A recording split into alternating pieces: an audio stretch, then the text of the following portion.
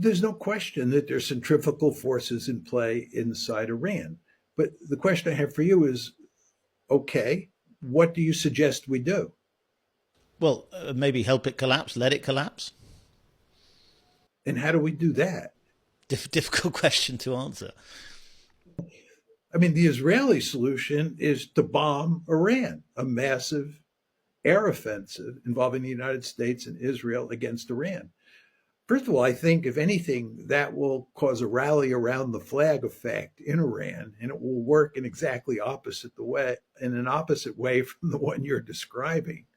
But furthermore, when you get into the business of social engineering on the foreign policy front, Freddie, you invariably get yourself into huge trouble.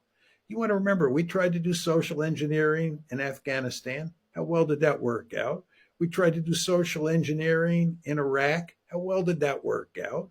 We tried to do social engineering in Libya. How well did that work out? I could go on and on. Vietnam. I've learned that Vietnam, exactly. I cut my teeth on Vietnam.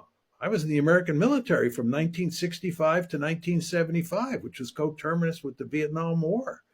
Uh, and I learned in those years that you want to stay out of places like Vietnam. If you think you can go into countries like Vietnam, Iraq, Afghanistan, and do social engineering, you're going to get yourself into one well of a lot of trouble. And I would note to you, Freddie, the Soviets went into Afghanistan before we went in.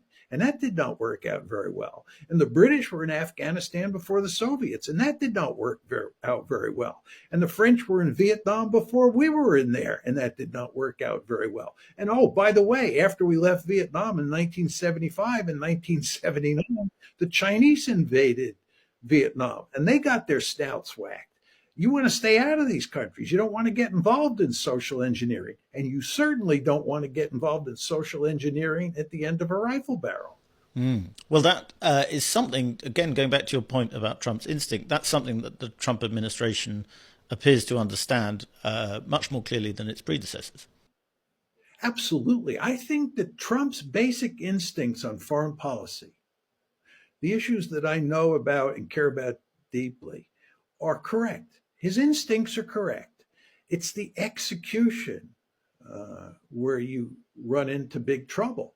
Uh, it, and execution is terribly important, Freddie, in large part because these are incredibly complicated problems.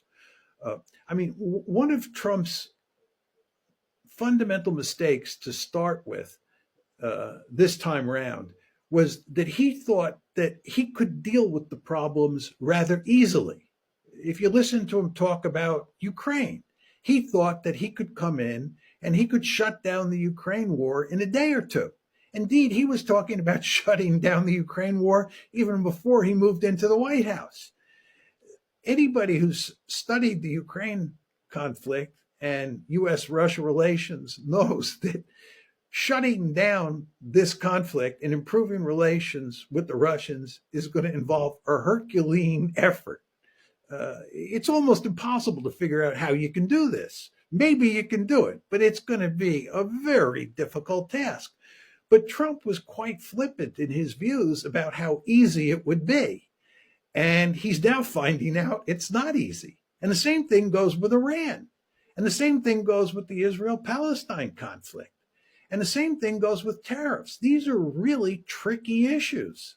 The reason that we rely on experts, and President Trump does not like experts, he prefers to rely on his instincts, as he said when he talked about how he makes tariff policy. He prefers to rely on instincts.